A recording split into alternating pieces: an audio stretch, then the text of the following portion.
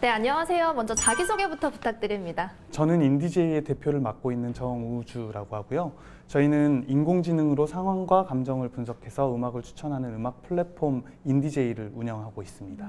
이번에 좋은 소식이 있더라고요. 세계 최대 IT 전시회인 CES에서 혁신상을 수상하셨어요. 광주 기업에서는 최초로 지금 수상을 하신 걸로 알고 있는데 먼저 소감이 어떠신가요? 광주에 있는 그리고 대한민국에 있는 인공지능 기술이 세계적으로도 인정받고 또 널리 알릴 수 있는 계기가 됐다는 점에서 굉장히 영광스럽게 생각하고 있습니다.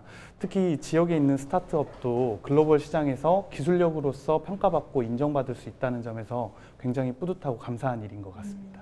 그래서 전 궁금하더라고요. 이제 인디제이더라고요. 네, 맞습니다. 네, 인디제이의 어떤 그 기술이 어떤 것인지가 궁금한데요. 저희 인디제이가 음악 플랫폼을 운영을 하고 있지만 앞으로 미래에는 마이크로소프트의 윈도우처럼 OS가 인공지능 플랫폼, 인공지능 솔루션이 될 거라고 확신하고 있습니다. 그래서 저희는 거기에 쓰일 수 있는 핵심적인 기술인 사용자의 상황과 감정을 분석하는 그런 기술들을 연구하고 있는데요. 특히나 음악 플랫폼을 통해서 사용자의 상황을 GPS나 자이로프스 센서 같은 센서들을 기반으로 해서 분석하는 기술이 있고, 또 이제 음악을 듣는 사용자의 청취 패턴을 분석해서 감정을 분석하는 기술을 가지고 있는데요. 이 상황 분석 기술 같은 경우에는 헬스케어라든지 IoT 기기, 그리고 커넥티드카와 같은 곳에서 쓰일 수 있는 상황 감정 분석 기술이라고 보시면 될 것 같습니다. 그러니까 이제 상황이나 감정을 분석해서 음악을 추천해 준다라고 보면 될까요? 네, 맞습니다. 예를 들면 제가 뭐 퇴근길에 듣고 싶은 음악이 있다. 그럴 때 자동으로 추천을 해줄 수 있는. 예, 퇴근길에 듣고 싶은 음악이 있다라고 하면 자동으로 추천해주는 기술도 있는데요. 이를테면 퇴근을 어떻게 하는지, 퇴근 패턴이 어떠신지, 또 운동은 어떤 패턴으로 하시는지, 또 출퇴근 패턴은 어떤지도 분석을 해서 미리 음악을 선곡해 놓고 추천하는 기술이라고 보시면 될 것 같고요. 이게 이제 음악 추천에만 쓰이는 것이 아니라 가령 예를 들면 출퇴근이나 생활 정보, 생활 습관에 맞춰서 헬스케어 정보를 제공한다거나, 또 자동차 주변 환경을 분석해서 거기에 따른 맞춤형 컨텐츠를 추천한다거나 하는 기술로 발전을 할 수가 있습니다. 네, CES에서 참가해서 어떤 성과를 얻으셨는지도 궁금합니다. 많은 기업들과 많은 관계자분들이 방문해 주셔서 저희도 놀랐고요.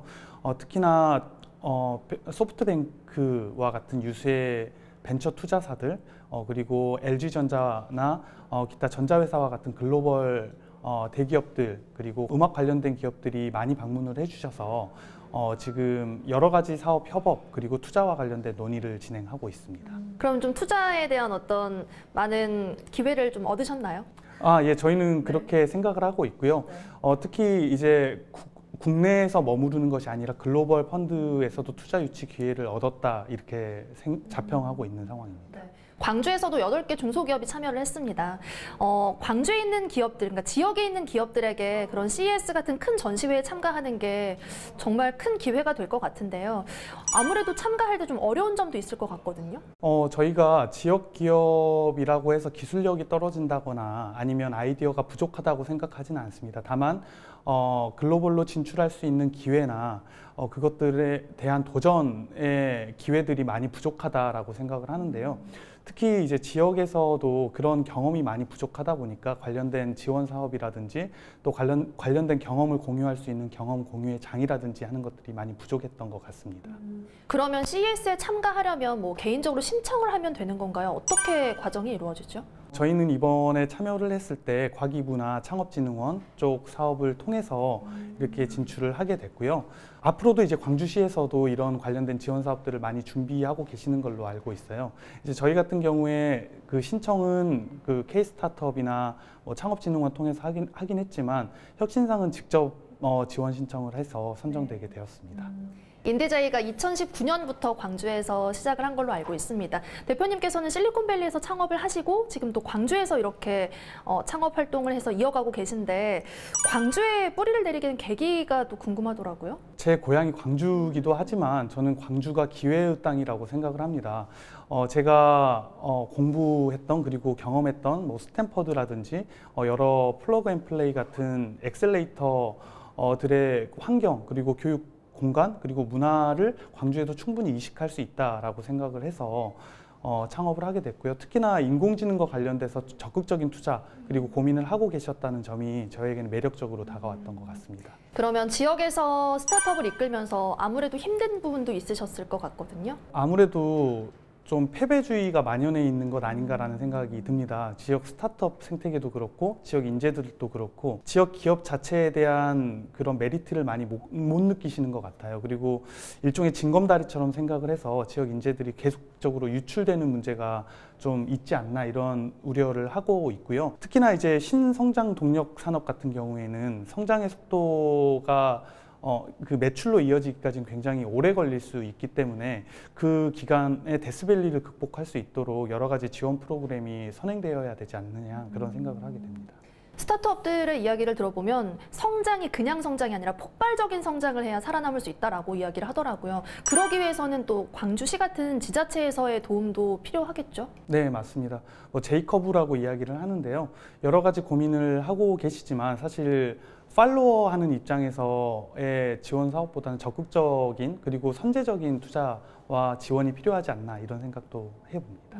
먼저 좀 나서서 지원을 좀 해주면 좋겠다라는 말씀일까요? 네, 먼저 나서서 하는 것도 필요하고 또 다른 방식의 투자도 고민이 되어야 될 것 같습니다. 다른 방식이라면 어떤 게 있을까요? 예를 들면 그 해외 쪽에 적극적으로 진출할 수 있는 펀드를 조성을 한다든지 아니면 지역 스타트업들이 정말로 성장할 수 있는 지원 사업을 마련을 한다든지 아니면 지역 인재들 같은 경우도 광주형 일자리 같은 좋은 프로그램들을 인공지능 쪽 분야나 다른 분야에 이식해서 좀 적용을 하게 되면 지역 인재들도 좀 남아있지 않을까 이런 생각을 좀 하게 됩니다. 그런 부분들이 마련이 돼야 이제 인력 유출도 막을 수 있다라는 말씀으로 이해가 되는데요. 네.